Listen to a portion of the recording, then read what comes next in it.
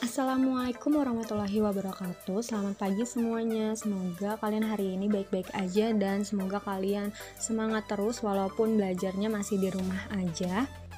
Hari ini kita akan membahas teks persuasi. Kemarin kan sudah dijelaskan tentang pengertian, ciri-ciri, dan tujuannya. Sekarang kita akan membahas mengenai kesimpulan isi dari teks persuasi.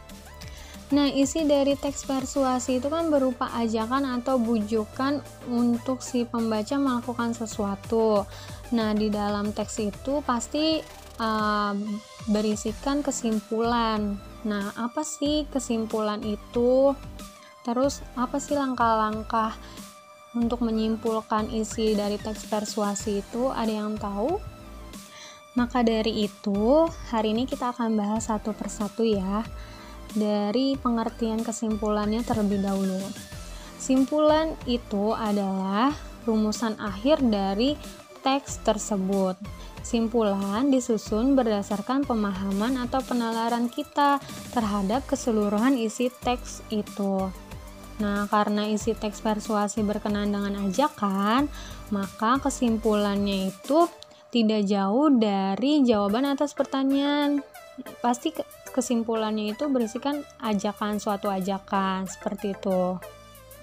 Nah, langkah-langkah menyimpulkan teks persuasi itu yang pertama ada membaca keseluruhan isi teks. Dengan membaca keseluruhan isi teks, kita dapat menemukan gagasan umum teks serta argumen-argumen yang dijabarkan oleh penulis. Gagasan umum itu hal pokok yang menjadi pembahasan. Yang kedua, itu ada mencatat bagian-bagian penting dari isi teks itu. Dengan begitu, ketika membuat kesimpulan, kita dapat segera menemukan bagian penting yang telah kita temukan dalam teks tersebut. Yang ketiga, dapat memahami hubungan logis antar bagian penting teks itu. Nah, jadi setiap paragraf itu harus berkaitan satu sama lain untuk mendukung gagasan utama. Dan yang terakhir, ada merumuskan simpulan isi teks secara ringkas dan jelas. Hal ini akan memudahkan untuk mengetahui maksud dan tujuan ajakan dari penulis. Kita lihat contoh yang pertama.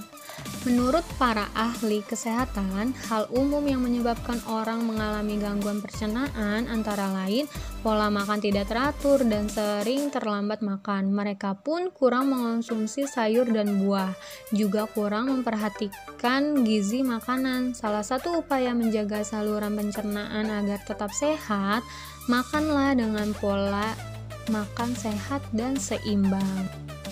Nah, dari kesimpulan teks tersebut bisa kita ambil yaitu agar kita tidak mengalami gangguan pencernaan, kita harus makan dengan pola makan sehat dan seimbang. Kita lihat contoh yang kedua. Betapa sulitnya seorang pecandu rokok untuk menghentikan kebiasaan merokoknya, seberapa mahal pun harga rokok tidak dapat menghentikan mereka. Misalnya, di Malaysia harga 20 batang rokok dapat setara dengan 5% pendapatan buruh kasar. Di Shanghai, Cina, petani dan perokok menghabiskan uang untuk membeli rokok lebih banyak daripada yang dipakai untuk membeli gandum, daging, dan buah-buahan sebagai kebutuhan utama mereka. Hentikan merokok sebelum candu rokok melekat pada diri Anda.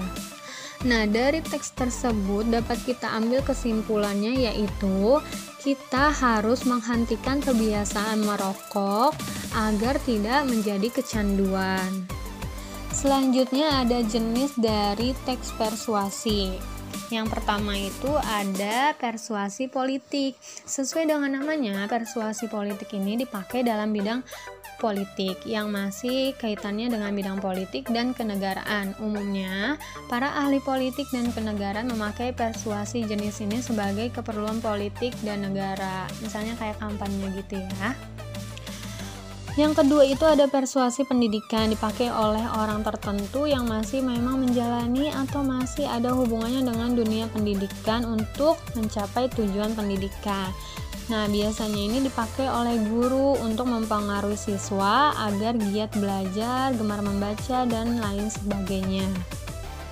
Yang ketiga itu ada persuasi advertensi atau persuasi iklan. Nah, biasanya dipakai dalam bidang usaha atau dunia usaha yang bertujuan untuk mengenalkan suatu barang dan jasa. Yang keempat ada persuasi propaganda yang isinya berupa informasi. Maka dari itu, tujuan dari persuasi bukan hanya berhenti pada penyebaran informasi. Nah, diharapkan informasi ini dapat mempengaruhi pembaca atau pendengar untuk melakukan sesuatu. Bentuk pidato persuasi ini dibagi menjadi 3. Yang pertama itu ada bentuk pidato atau lisan, contohnya kampanye atau penjual-penjual yang ada di jalanan. Terus yang kedua ada bentuk tulisan, contohnya iklan, brosur, dan selebaran lainnya. Yang ketiga ada bentuk elektronik, contohnya itu ada di iklan TV, bioskop, internet, dan lain-lain. Semoga dari contoh-contoh yang sudah diberikan kalian dapat menyimpulkan isi dari teks persuasi, dan semoga kalian sudah paham tentang jenis-jenis teks persuasi dan lain sebagainya. Kalau misalkan ada yang kurang jelas boleh ditanyakan. Dan untuk tugas kalian kerjakan LKS halaman 23 nomor 6 sampai nomor 10 aja. Nanti dikumpulinnya pas ada jadwal pengumpulan di sekolah ya. Terima kasih. Wassalamualaikum warahmatullahi wabarakatuh.